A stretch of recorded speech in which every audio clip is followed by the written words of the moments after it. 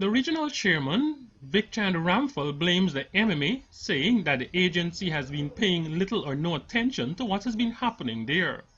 During the visit, he showed the evening news some of the dams and access roads, which are in a deplorable state.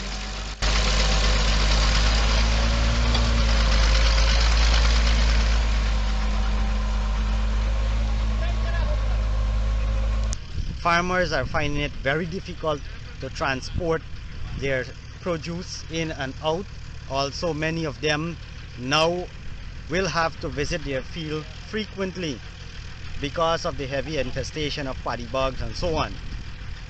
I spoke to a number of small farmers who would have raised concerns about them not having access to their fields because of the deplorable state of the main canal dam. Jamal Aziz has 30 acres on the rice cultivation, and for him, it is a nightmare getting to his cultivation. The dam in a terrible state there. Is Bad. this the dam or the road? This is the road. No, this is the canal. Yeah, this is a road. This. This is supposed to be a Alvera Road. Uh-huh. And if you look at the canal right now, some part you got to take in the canal and pass. How you making out? Well, you got to try for meet yourself, stop halfway and walk the rest. How far from here is your rice field? And then till that, 4 miles. about 4 miles from here. And how long from it take you from there to reach here? Like about 2.5 hours.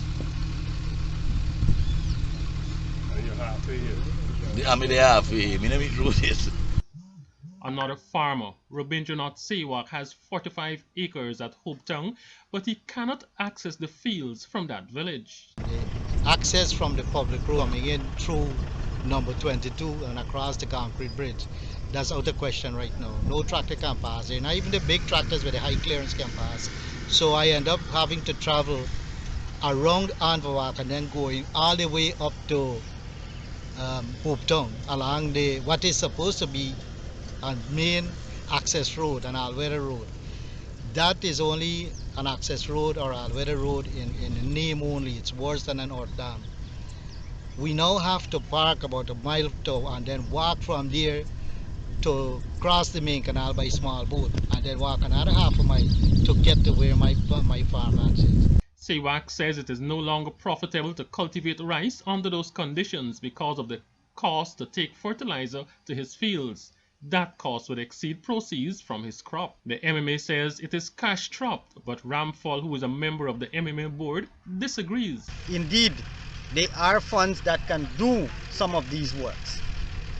Apart from that, since farmers are being faced with so many difficulties, I am calling on the MMA to reduce that exorbitant increase that they would have imposed on farmers a few years ago. This is the time to withdraw that huge increase and allow the farmers to pay the regular rates. They are being faced with tremendous financial difficulties at this time around, and we cannot pressure them or else we'll push them out of business and families will be suffering. For the Evening News, Andrew Carmichael.